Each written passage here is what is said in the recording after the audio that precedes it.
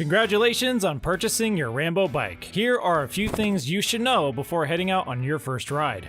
To remove your battery, simply insert the key that was provided with your Rambo bike and turn it clockwise. Then turn the handle at the top of the battery counterclockwise. This will remove the battery completely from the frame. Then once fully charged, you can reinsert the battery. The best way to do this is insert the bottom of the battery into the bottom of the frame first, and then push it the rest of the way in. You can charge your battery by removing and plugging it into the outlet with your charger, or you can also charge it while the battery is still in the frame by flipping open the cap at the top of the frame and then plugging in the charger into the port.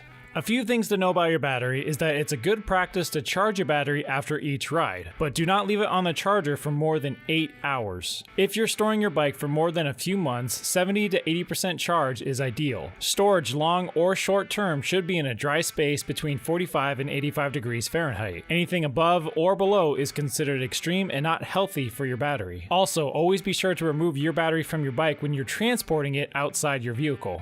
Once the battery is fully charged, you can power up the bike with the LCD screen. To do this, press and hold the power button until the display turns on. The plus and minus button will enable you to adjust your power assist level on your bike. Tapping the plus button will increase your power assist level, and then tapping the minus button will lower your power assist level. You have 5 different power modes, with 5 being the highest. When you're riding and you come to a complete stop, your power assist level will automatically drop back down to 0 after 10 seconds. You can cycle through the display modes by tapping the I button, and then you can simply turn off the LCD screen by holding down the power button. In pedal assist modes 1 through 5, you can use the throttle on the left side of the handlebars to propel you along. On the right side of the handlebars will be your shifter. The Pursuit 2.0 has 8 gears, with 8 being the highest gear and 1 being the lowest gear. Low gears are good for climbing hills, and high gears are good for higher speeds. To shift into a lower gear, press forward on the thumb paddle until you hear a click, and then to shift into a higher gear, press down on the finger paddle until you hear a click. You can see which gear you're in by the sliding indicator. This may take some practice, but shift accordingly to your terrain. Before adjusting your seat post, keep in mind that there is a minimum insertion length that is labeled on the seat post. Adjust the seat post height so your knee is almost locked out at the bottom of the turn. To do this, you can sit on your bike while stationary and pedal backwards.